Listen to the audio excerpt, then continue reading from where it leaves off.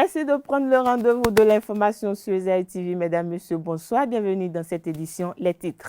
Le calendrier de l'année scolaire 2023-2024 a été rendu public à travers un arrêté interministériel signé du ministre de l'Enseignement secondaire technique et de la formation professionnelle, puis du ministre des Enseignements maternels et primaires. Les précisions dans ce 19h.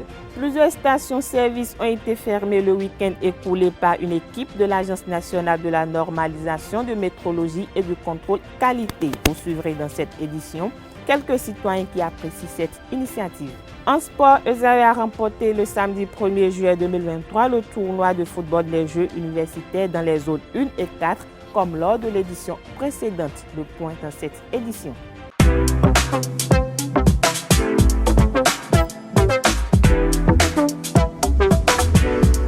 Moi, je suis à ESAE et toi? Moi, je suis en administration des finances à ESAE. Moi, je suis en diplomatie et relations internationales à ESAE. Moi, je suis en journalisme à ESAE. Émission ici, c'est ESAE. Moi, je suis en communication marketing à ESAE. Moi, je suis en droit à ESAE. Moi, je suis en gestion des ressources humaines à ESAE. Moi, je suis en gestion des marchés publics à ESAE. Moi, je suis en administration du travail et de la sécurité sociale à ESAE. Moi, je suis en sciences économiques à ESAE. Moi, je suis en banque finance à ESAE. Moi, je suis en administration générale à ESAE. Moi, je suis en audit et contrôle de gestion à ESAE. Moi, je suis en sciences juridiques à ESAE. Moi, je suis en administration générale et territoriale à ESAE. Moi, je suis en transport logistique à ESAE. Moi, je suis en gestion des projets à ESAE. Rejoignez-moi, c'est la meilleure université. Nous sommes à ESAE. Rejoignez-nous. À ESAE, l'excellence a un nom.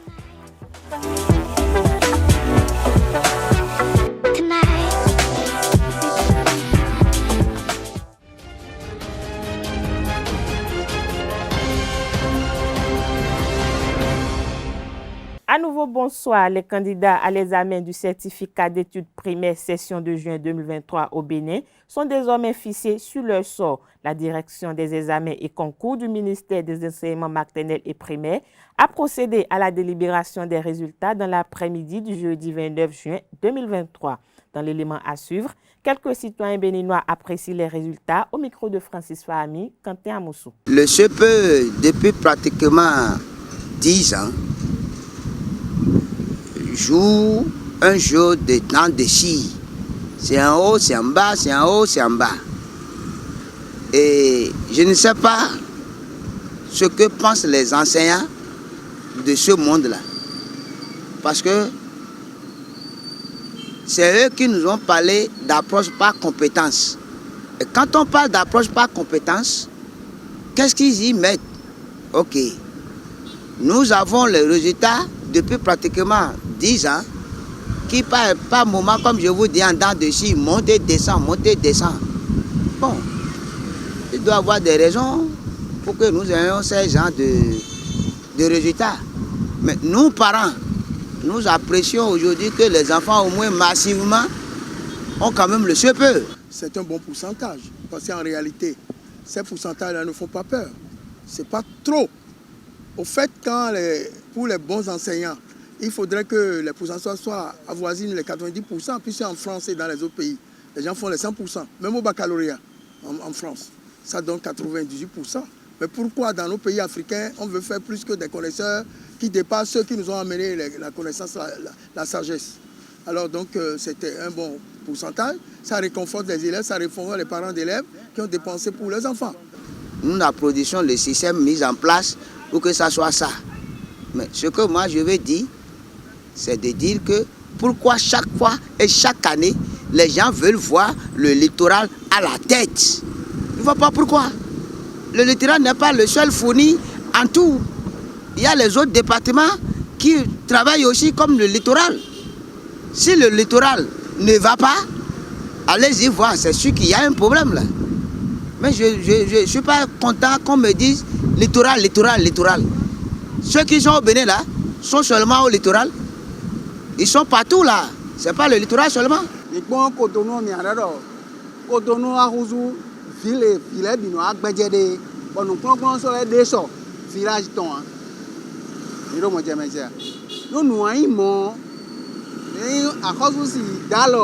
mais s'il est, alors pas tel qu'un an bloqué. On a entretenu un mais s'il est bon. Nous on a dit à Dakpede. On a moyen, c'est moi. Mais de quoi mais mon université vite. Et de vous nous 1 heure de temps, 10 minutes. C'est le manque, c'est trop. Parce que nous avons faussé buer. D'ailleurs, le moral, cité matinale, et de le civisme et de bissimé. Mais maintenant, on ne peut pas évoluer. Nous avons des économies d'Ena, nous avons fait des bureaux, nous avons économies d'Ena. Tout le monde a fait des assommés, nous avons fait. Pour nous, on a dit maintenant passage systématique du CI jusqu'au CM1. Le calendrier de l'année 2023-2024 est désormais disponible. Les parents d'élèves et enseignants sont fixés sur la date de la prochaine rentrée scolaire au Bénin. La prochaine rentrée des classes est fixée au lundi 18 septembre 2023. Quant à la pré-rentrée scolaire, elle est prévue pour la semaine du lundi 11 septembre 2023 au mercredi 15 septembre 2023 dans tous les établissements publics et privés, des enseignements maternels, primaires, secondaires générales, secondaires techniques et de la formation professionnelle selon le calendrier de l'année scolaire 2023-2024. Pour rappel, le calendrier ne concerne pas les lycées techniques, agricoles et des centres de formation professionnelle. Par décret 2021-246 du 17 mai 2021, le président de la Cour suprême, Victor Dassi Adossou, a été élevé à la dignité de grand officier de l'Ordre national du Bénin, l'une des dignités de la plus haute distinction du Bénin. Il a été reçu le mardi 27 juin dernier au rang de grand officier de l'Ordre national du Bénin, la plus haute distinction honorifique du pays à titre exceptionnel en tant que président de la Cour suprême. La cérémonie présidée par la vice-présidente du Bénin, Mariam Tchabi Talata, épouse Imé, a été marquée par la présence de plusieurs personnalités, dont des présidents d'institutions, le garde des Sceaux, ministre de la Justice et de la Législation et plusieurs autres personnalités. Je l'annonçais au début de cette édition, certaines stations-service ont été fermées à Cotonou le week-end écoulé par une équipe de l'Agence nationale de la normalisation de métrologie et du contrôle de qualité. La fermeture de ces stations fait suite au contrôle entamé depuis le vendredi 30 juin 2023 par la NM. Quentin Amoussou et Francis Farmi ont recueilli l'avis de quelques citoyens qui louent cette initiative. Suivons ensemble. Si vous êtes un consommateur de l'essence réellement, quand vous allez dans les stations, vous allez vous rendre compte que vraiment, les gens vous volent. Carrément. Mais vous ne pouvez pas vous plaindre. Comme le gouvernement a diligenté une enquête, et ils ont eu des preuves que les gens volent les citoyens, les stations. Bon, nous-mêmes, on entend, mais on n'a pas de preuves. S'il y a des preuves, le gouvernement va sanctionner ces personnes-là. Mais on ne devait pas fermer les stations, parce que ça va encore créer d'autres problèmes. Si le gouvernement nous a promis de lutter contre la corruption et que dans certains rangs, d'autres posent des actes de corruption, on doit les sanctionner. Sanctionner de la sorte que ce qu'ils doivent, ils vont payer.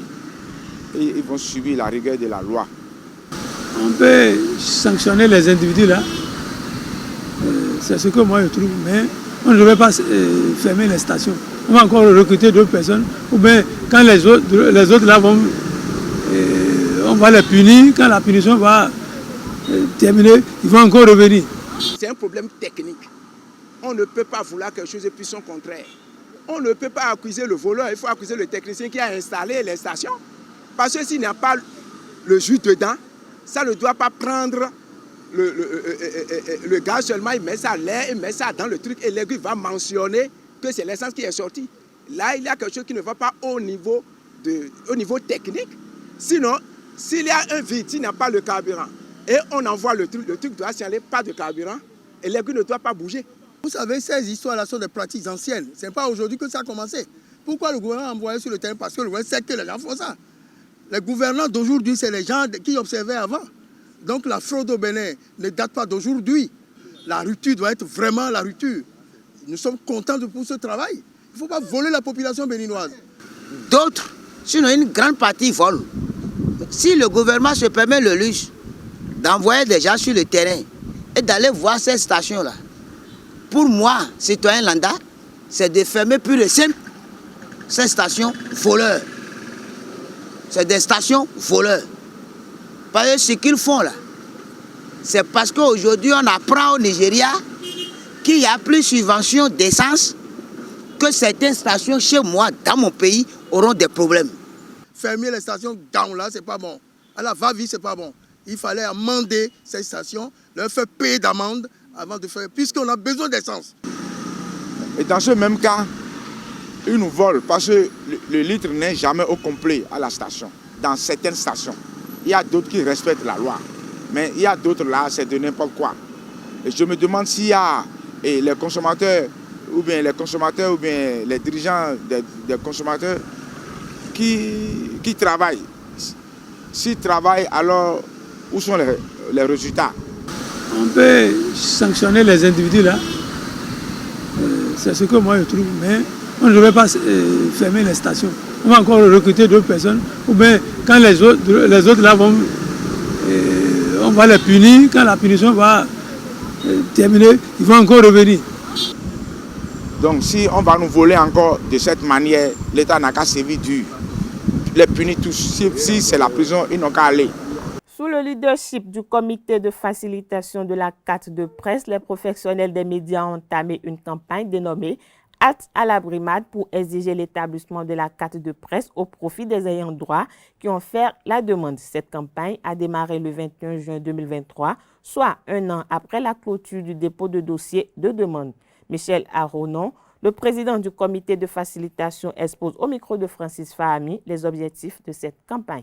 Nous avons lancé la campagne Halte à la brimade parce que nous avons estimé que le comportement et la posture de la HAC face à ce dossier de gestion de la carte de presse constitue à nos yeux une brimade à l'endroit des professionnels des médias parce que nous estimons que jusqu'à là où nous parlons, il n'y a aucune raison valable ni officielle qui sous-tende cette même base sur la liste et afin que les cartes de presse soient délivrées aux acteurs des médias qui en ont besoin. Parce que ce que nous disons, ce n'est pas nous qui inventons ça. Nous réclamons juste ce que la loi a prévu. La loi a prévu que les journalistes soient détenteurs de la carte de presse parce que c'est la carte de presse qui permet de l'identifier en tant que tel. Et donc, confisquer les cartes de presse ou refuser de délivrer les cartes de presse, pour nous, c'est tout comme si la HAC est en train de renoncer à sa mission. Et ce que nous faisons, c'est un moyen de demander à la HAC, d'exiger de la HAC que sa mission soit accomplie. Et donc, les acteurs, les requérants ne réclament que leurs droits.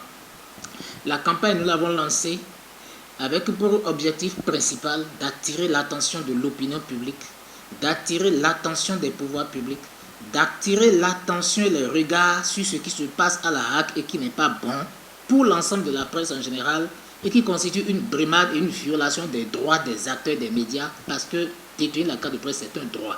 C'est la loi qui nous confère ce droit. Donc ce faisant, nous ne violons aucune loi. Nous ne faisons qu'attirer l'attention sur ce qui doit être fait. Et toutes les fois que la HAC va se comporter ainsi, en violant les droits des professionnels des médias, nous serons obligés donc de monter au créneau et de crier. Et c'est ce que nous avons fait. Donc la campagne a été lancée le 21 juin, jour de la clôture de la session ordinaire de la HAC, parce que jusqu'au matin de l'ouverture de cette session, nous n'avons pas eu l'information comme quoi la HAC aurait saisi les organisations fêtières pour leur signifier que ce dossier avait déjà abouti et que les cartes étaient déjà disponibles. Donc nous continuons à exiger que les cartes de presse soient libérées expressément aux requérants parce qu'il n'y a aucune raison valable ni officielle qui vienne de l'institution pour dire pourquoi il y a une même base sur la liste. Parlons justice dans cette édition. Le dossier des 780 kg de cocaïne retrouvés en 2021 dans un entrepôt de la société Azajan a été examiné ce lundi 3 juillet 2023 à la Cour de répression des infractions économiques et du terrorisme. Le gardien a expliqué au juge qu'il ne savait pas qu'un tel produit se trouvait dans le magasin. Il déclare être à son 3e mois de service. lorsque la drogue a été découverte. Le gardien ajoute à la barre ne pas avoir constaté de mouvement à l'entrepôt dans cette période. À Zajan, le principal prévenu en évacuation sanitaire à l'extérieur du pays n'a pas été écouté par la Criette. La Criette a donc renvoyé le dossier au 17 juillet 2023 pour continuation. Parlons religion, l'église Mission Flamme de Christ de Atropokodi a démarré le mois de juillet avec 3 jours de jeûne et de prière. Une célébration riche d'enseignements a marqué la fin de ce programme. Kales Kitome pour le récit. Ce dimanche 2 juillet 2023 est un jour spécial à l'église Flamme de Christ de Atropokodi. Jour de prière et d'action de grâce, précise le révérend Timothée Khaitan, berger de cette assemblée. Nous sommes là pour finir notre programme. Je déclare que ce mois apporte toute l'excellence dans ta vie. Que tout ce que tu as recherché depuis le premier jour jusqu'à ce jour, que le Seigneur te l'accorde ce mois dans le nom de Jésus. Que les portes de ce mois lèvent les dos. Le roi de gloire fasse le roi de gloire, c'est Jésus-Christ. Et il va te faire introduire dans ce mois. Ce programme vient édifier tous les membres pour prendre les dispositions nécessaires pour profiter de la plénitude des promesses de Dieu. Et Dieu veut que nous soyons dans sa main. Maintenant, qu'est-ce qui se passe pour qu'il y ait de flottement? On enregistre la rétrogradation, le découragement dans la vie des gens. C'est lorsque nous cessons de choisir Dieu comme au premier plan. Lorsque nous cessons d'aller au Seigneur et nous laissons à d'autres forces, surtout ce que nous appelons la réclamation. Quand vous êtes issu d'une famille à dominance maléfique et que lorsque vous venez au Seigneur, vous ne faites rien pour pouvoir régler ce problème, il y a la réclamation qui fait que les gens commencent par s'enfoncer. La fin de ce programme annonce déjà la convention qui va réunir les membres de la mission Flamme de Christ de plusieurs pays au mois d'août à Cotonou. Au terme de ce culte, le berger de cette assemblée, le révérend Timothée Khaitan, annonce la convention de la domination qui aura lieu au Bénin du 25 au 27 août 2023. Des propos recueillis par Kales Kitome. Il y a 3 ans environ, nous avons cessé de faire la convention, comme vous le savez, dû au fait de la Covid. La Covid qui a sévi et qui nous a éloignés de cette pratique que nous avons l'habitude, cette pratique au cours de laquelle nous nous retrouvons en grande famille. Donc cette année, nous l'avons programmée et toutes nos églises sont dans la joie de retrouver encore cette tradition. Et toutes nos églises du Bénin, nos églises de la Côte d'Ivoire, nos églises du Gabon vont se retrouver ici au Bénin, dans notre site, disons, à Savi, à Nouboifi, du 24 au 27 août 2023. Ce seraient des moments merveilleux, des moments de convivialité. Le thème de ce programme est autour de la Grande Commission. La Grande Commission, c'est ce que le Seigneur attend le plus des églises. Mais malheureusement, les membres, les fidèles aujourd'hui, le corps de Christ aujourd'hui, s'est détourné de l'ordre de Dieu et chacun cesse, au lieu de regarder le Seigneur, nous regardons à nous. Et les fidèles, tous les jours, pensent à eux. Je ne suis pas riche, je n'ai pas de mari, je n'ai pas d'enfant, C'est ce que nous n'avons pas que nous brandissons tous les jours sans voir ce que Jésus n'a pas. Donc le thème va se tourner autour de la Grande Commission pour ramener les enfants de Dieu dans la moisson. Jésus a dit, la moisson est grande, mais il y a peu d'ouvriers. Nous allons prier le maître de la moisson pour qu'il envoie beaucoup de moissonneurs. Donc la convention sera axée sur les moissonneurs. Les moissonneurs, et j'ai la conviction que le Seigneur fera de grandes choses. En spiritualité, le guide spirituel Florent Avocan nous édifie sur l'utilité des psaumes de David dans notre vie quotidienne. Suivons-le au micro de Jacques Marion d'Almeida. Donc, vous êtes dame à l'écoute en ce moment. Vous n'avez ni kyste, pas de myome, pas de fibrome. Vous ne souffrez pas d'endométriose, rien. Tout est normal sur le corps. Mais vous ne tombez pas enceinte. Peut-être les gens de ce monde que vous connaissez mieux que nous ont posé des voiles d'instabilité ou d'invisibilité sur vous, ont empêché votre conception. Croyez en Dieu et priez. Tous les matins au réveil, vous êtes chrétien, c'est une fois le psaume 123 ou 126. Et vous le faites bien avant que le soleil ne se lève.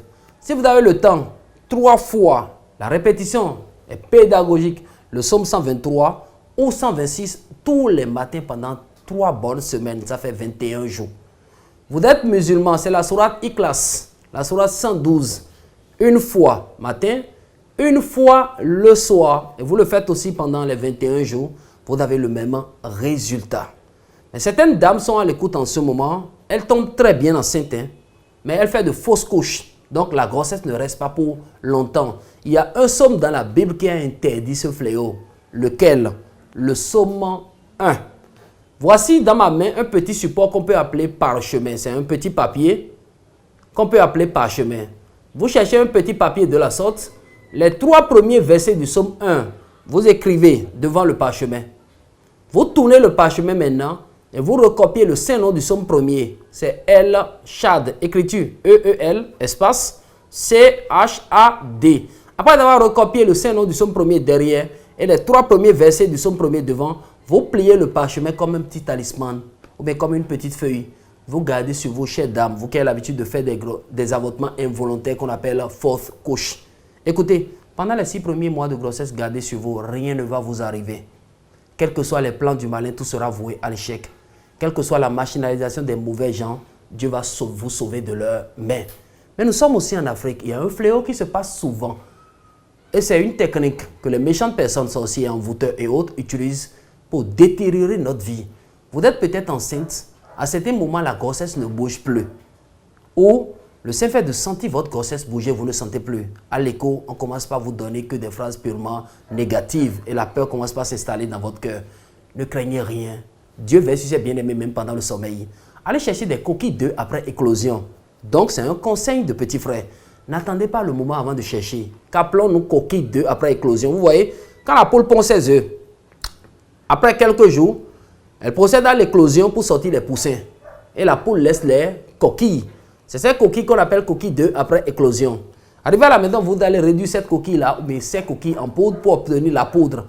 Je vous en prie, dès que l'heure là va sonner, si ça ne sonne pas, rendons gloire à Dieu. Mais dès que les méchantes personnes vont penser à vous, vont vouloir vous détruire, et vous allez sentir que votre grossesse ne bouge plus, chère dame, mélangez un peu cette coquille avec de l'eau de mer, passez sur votre ventre pendant seulement 3 jours. Même l'enfant qui ne bougeait plus à l'intérieur va bouger. La grâce de Dieu va chasser la main des méchantes personnes qui est sur vous et qui vous empêche de réussir. Parlons sport dans cette édition. Les équipes de football de l'École supérieure d'administration d'économie, de journalisme et des métiers de l'audiovisuel de Bédiomédé et de Parakou sont sacrées championnes de leurs zones respectives pour la phase zonale des Jeux universitaires du Bénin 2023. Le samedi 1er juillet 2023, les 2 équipes se sont imposées en finale, l'une face à SGIS Cotonou et l'autre face au Koussonou à Parakou. Le reportage est signé Anaël Dou. ESAE réitère l'exploit à la phase zonale des Jeux universitaires du Bénin 2023. À Cotonou comme à Parakou, les poulains du tandem Clément Adéchian et Quentin Didavi sont sacrés champions en football.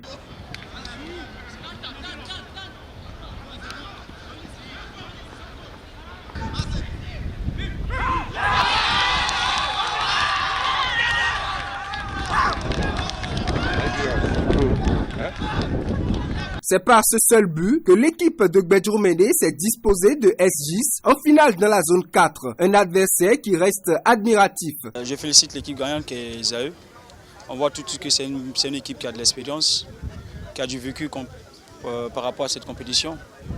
Mais après, c'est un match qui est allé 50-50 parce qu'ils nous ont battus sur seulement 1-0 sur une frappe encore venue de loin avec le rebond. Donc pour moi, c'est quand même une belle équipe et qui fera aussi de bonnes choses durant cette compétition.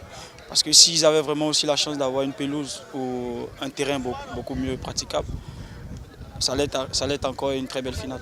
Du côté de Parakou, face au Coussonou dans la zone 1, la victoire s'est dessinée au tir au but en faveur de l'école d'excellence ESAE, 5-3, après un score nul d'1 but partout au bout du temps réglementaire. Les deux équipes se qualifient ainsi pour la phase nationale avec la détermination de faire mieux. Cette année, avant de commencer, l'objectif était d'être champion de la phase nationale et on ne va pas lâcher.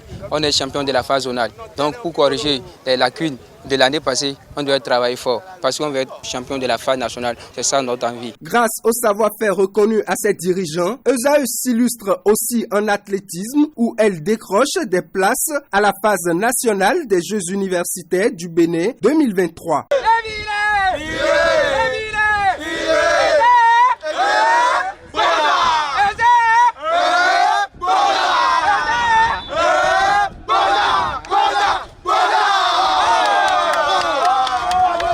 Pour sa première participation à ces Jeux universitaires du Bénin, l'université Est-GIS sort perdante de la finale de la zone 4 face à ESAE d'Edromédé. Séverin Danra, entraîneur de Est-GIS, fait le bilan de la participation de son équipe.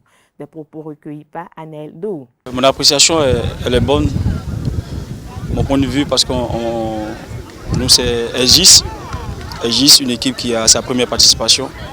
Aujourd'hui se retrouve en finale de cette compétition. C'est de bon augure. Après, je suis satisfait de mes joueurs, même si on perd la finale. Le but, c'était pas vraiment d'aller en finale, mais la finale, c'était pour nous un bonus. C'est arrivé à la force des choses et à l'effort des jeunes. Donc déjà, je les félicite et je les remercie pour ce beau parcours. Déjà une belle organisation. Le plus important, c'est que le tournoi qui débute, il est aussi à sa fin. Et ce qui est arrivé ce soir. Après moi, la seule observation que j'ai, c'est que prochainement on puisse avoir des espaces beaucoup mieux pour faciliter le jeu. Nous poursuivons cette édition au Sénégal. Le président Macky Sall s'exprime ce lundi soir sur la radio-télévision sénégalaise pour dire s'il briguera ou non un troisième mandat en 2024. Pour lui et ses partisans, la question de la légalité d'un troisième mandat est réglée, mais tout le monde ne voit pas les choses de la même manière. Tout le débat tourne donc autour de la Constitution qui n'autorise en effet que 2 mandats consécutifs. En passant du septennat au quinquennat, Macky Sall affirme avoir remis les compteurs à zéro. Le Conseil constitutionnel appuie le président sénégalais tout comme une partie. L'Iran a fait un pas de plus dans sa coopération avec les pays asiatiques en rejoignant officiellement l'Organisation de coopération de Shanghai qui regroupe la Russie, la Chine, mais aussi d'autres pays asiatiques. Selon le chef de la diplomatie iranienne, l'Iran va devenir membre à part entière de l'Organisation de Shanghai à partir de ce mardi 4 juillet 2024. L'Iran tourne ainsi le dos à l'Occident en renforçant sa coopération avec les pays asiatiques. C'est sur cette information internationale que prend fin cette édition. Merci pour votre attention. Agréable soirée à tous.